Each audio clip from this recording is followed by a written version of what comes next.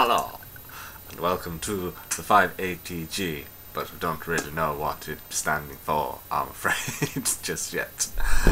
I'm really sorry about last week, everybody. I cocked up, I didn't post the video, the whole thing fell apart. Well done to those that jimmied in and put something up. That was great. I don't know, when I don't really say anything, people are a little bit worried.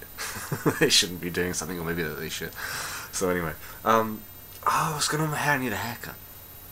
Anyway, I'm going to start off this week by answering those questions that I stated, but I don't know what they are. I don't remember.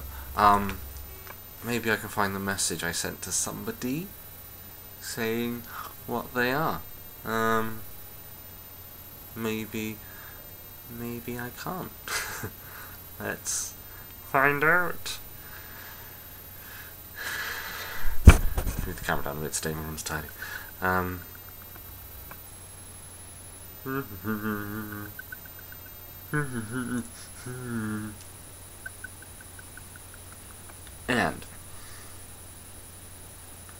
okay, so getting to know a nerd. Question 1. What was your first nerdy love? It's Star Wars. It's gotta be Star Wars. Even before Transformers, I think.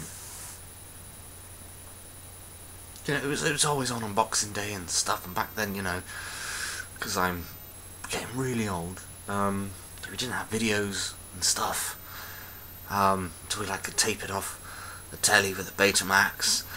So it was just Star Wars. I remember I fell in love with the Return of the Jedi. Even now, when people say what's your favourite Star Wars film, it's like Return of the Jedi. Which it shouldn't be, but it's got Jabba the Hutt and Darth Vader and Palpatine. I know it's got teddy bears and stuff, but you know, the Empire was beaten by little bears.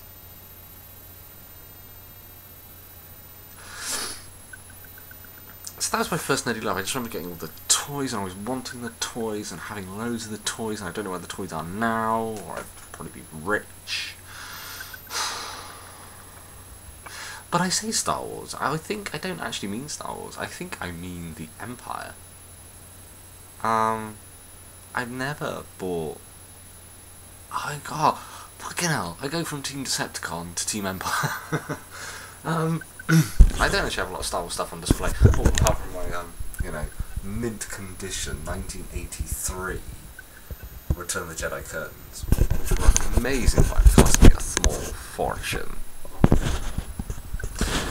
But yeah, as you can see, you know, up there, Boba Fett's fallen off, and Vader's still in his box. That's why he's not up there. Yeah, it's the Empire. There was a huge sort of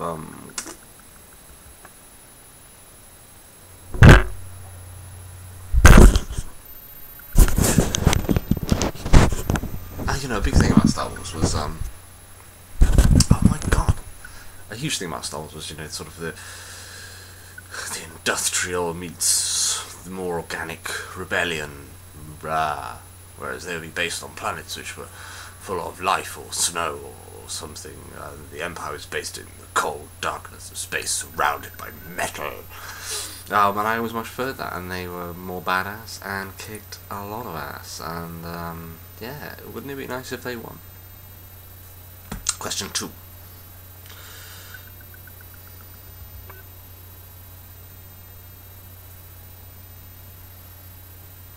Oh, what's my prized possession? This is really, really, really hard. I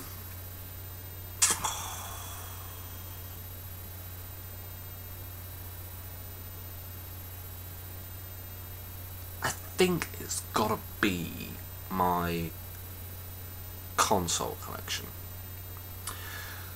Because I, a few years ago, started collecting them again. I say 3 years ago, about 5, 6, 7, 8, 9. I don't know. I actually went out and rebought everything that I ever owned, basically.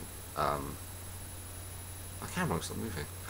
Um, so an example, literally up until recently I had all my consoles on display, but I've had to recently pack them all away.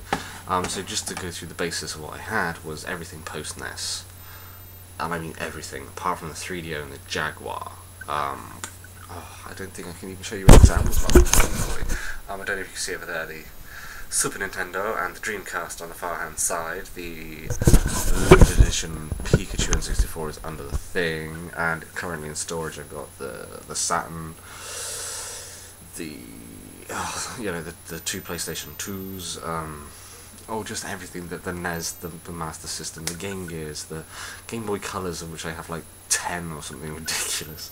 Like I said, I'm not going to list them all, but everything. So, there we go. And yeah, I've just spent a lot of money on them.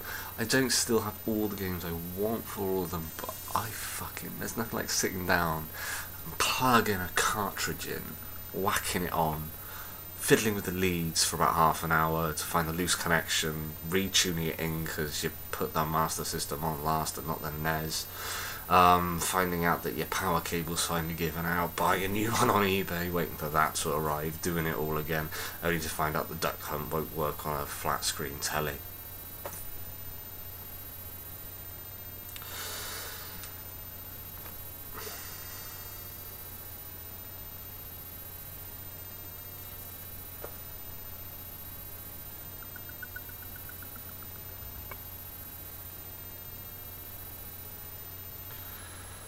Okay, favourite film franchise. Favourite film franchise. I don't want to say Star Wars, but that would be untrue if I didn't say it. So I'm going to have to say Star Wars. But because I've already said Star Wars, I'm going to go and look at a couple of other things. When I say other things, I probably mean the Alien quadrilogy.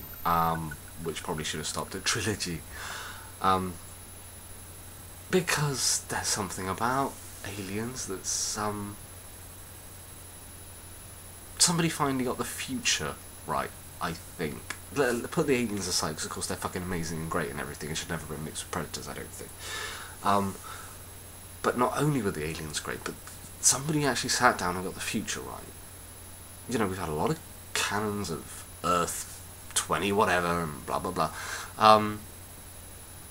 It's quite nice the fact you didn't really see Earth in it, and you only got snapshots and lots of people talking about it. And by doing that, you didn't have to make it iconic in any way. You just had to make a few simple things iconic, like the great ships and everything else.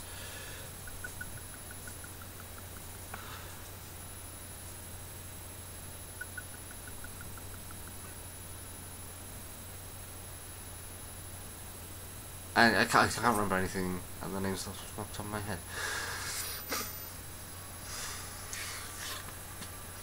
But if anybody's read the books by like S.D. Perry and stuff, I think I got all of them almost up there.